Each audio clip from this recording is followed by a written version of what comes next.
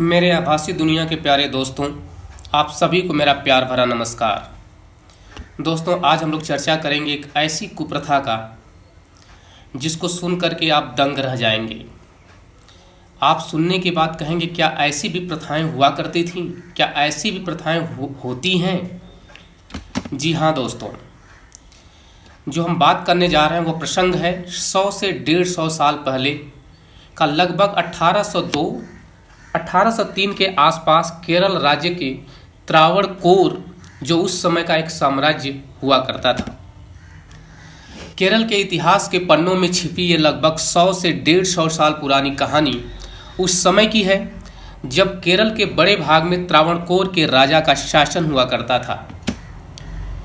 दोस्तों, जातिवाद की जड़ें बहुत गहरी थीं और निचली जातियों की महिलाओं को उनके स्तन न ढकने का आदेश था। उल्लंघन करने पर उन्हें ब्रेस्ट टैक्स यानी स्तन कर देना पड़ता था। दोस्तों, सही समझा आपने। उस समय के राजा का हुक्म था कि तथाकथित निचली जातियों के औरतों को तथाकथित ऊंची जाति के पुरुषों के सामने उनके सम्मान में अपने शरीर के ऊपरी हिस्से को, यानी जिसको छाती बोला जाता है दोस्तों, को खुला रखना पड़ता था। यह राजा का हुक्म था। उनके जो भी सलाहकार थे उनके कहने पर ऐसा टैक्स लगाया गया था। यदि कोई ढक के रहना चाहता है दोस्तों, तो एक विशेष प्रकार का टैक्स देना होता था जिसका नाम था ब्रेस्ट टैक्स। जी हाँ दोस्तों, छाती का कर, स्तन कर के नाम से जाना जाता था। अगर कोई महिला अगर चाहती है कि नहीं, हम ढक के चलना चाहते हैं, हम अपने ऊपरी हिस्से को नहीं खुला रखेंगे, तो उसको एक विशेष प्रकार के टैक्स अदा करना पड़ता था सरकार को, यानी राजा को। तो दोस्तों, उसमें साम्राज्य व्यवस्थाएं थी, राजा की व्यवस्थाएं थी। राजा का ये हुक्म था जिसके तहत ये मानना पड़ता था।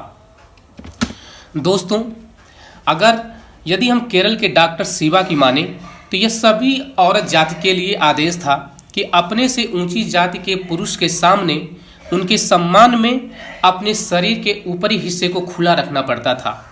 यह दोस्तों सिर्फ पुरुष प्रधान देश में ही हो सकता है।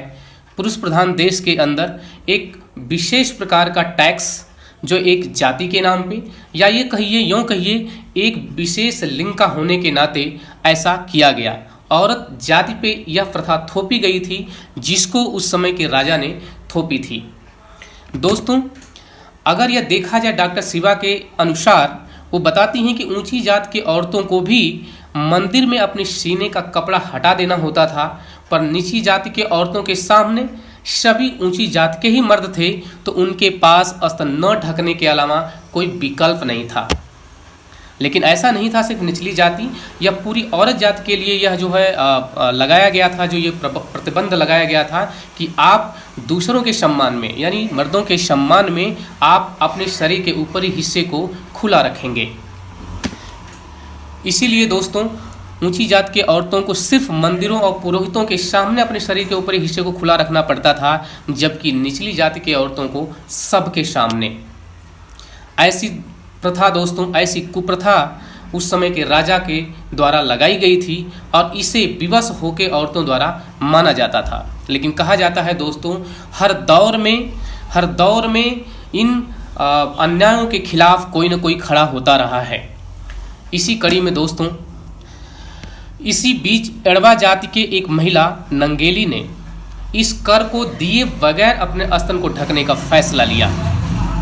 और जब ये फैसला लिया गया दोस्तों, तो वहाँ के तथाकथित उच्च वर्ग के लोग इसका भरपूर विरोध किए, पुरजोर विरोध किया उन्होंने, और तरह तरह से प्रताड़ित करना शुरू किया कि नहीं, आपको टैक्स देना ही होगा, बिना टैक्स दिए आप इस प्रथा के खिलाफ नहीं जा सकते। इसी बीच दोस्तों, उनको प्रताड़ित बहुत किया गया, बहुत कहा गया, लेकिन दोस्तों नंगेली ने इसे कर देने से मना कर दिया। उन्होंने कहा, मेरे पास किसी प्रकार का कोई पैसा नहीं है, हमें कर देने के लिए हमारे पास धन नहीं है। तो उनके साथ दोस्तों तरह तरह की प्रताड़नाएं, तरह तरह की चीज़ें करने की कोशिश की गई, और जब नहीं माने लोग, तो नंगेली ने अपने दोनों स्तनों को काट करके केले के पत्ते में दोस्तों कर के रूप में दे दिया। चूँकि दोस्तों शरीर का एक भाग कटा था, जिसकी वजह से बहुत सारा ब्लड निकला और उस ब्लड के निकलने की वजह से नंगेली की मृत्यु हो गई, वो मर गई। लेकिन इस घटना ने पूरे समाज को हिला के रख दिया, पूरी समाज हिल गया दोस्तों, और काफ़ी विरोध हुआ, राजा को काफ़ी विरोध का सामना करना पड़ा। और इसी विरोध के कारण दोस्तों इस प्रथा को उस जाति के लिए खत्म कर दिया गया। काफ़ी संघर्ष के बाद ये बोला गया कि इस एड़वा जाति के लोग अब अपने शरीर को ढक के रख सकते हैं, ढक करके अपना जीवन यापन कर सकते हैं।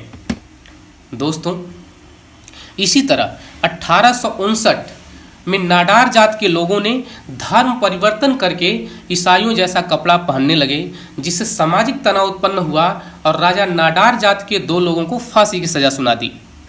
और जब फांसी की सज़ा सुना दी दोस्तों, तो वहाँ के नाडार जातियों में बहुत असंतोष पैदा हुआ और नाडार जात के लोगों ने विद्रोह कर दिया। काफ़ी संघर्ष के बाद राजा को ऐलान करना पड़ा कि नाडार जात के लोग भी अपने शरीर को ढककर रह सकते हैं। दोस्तों ये साफ संदेश है कि कुछ भी मुफ्त में नहीं मिलता। जब तक कि आप उसके लिए लड़ेंगे नहीं, जब तक कि उसके लिए संघर्ष नहीं करेंगे, तब तक आपको अपने अधिकारों को नहीं दिया जाएगा। अपने अधिकारों को छीनना पड़ता है। जैसा कि ये 2 घटनाएं आपको बता रही हैं, अगर सही मामले में तो होना ये चाहिए था कि अगर जब ये संघर्ष हुआ, जब ये विद्रोह हुआ, तो पूरी तरह से इस प्रथा को खत्म कर देना चाहिए था। लेकिन जिन जिन लोगों ने विद्रोह करना शुरू किया दोस्तों, उनके ऊपर से यह कुप्रथा का संचालन हटाना पड़ा, लेकिन सभी के लिए नहीं। इस तरह से दोस्तों आने वाले समय में ढेर सारे लोगों द्वारा इसका विरोध किया जाने लगा अलग अलग स्तर पर।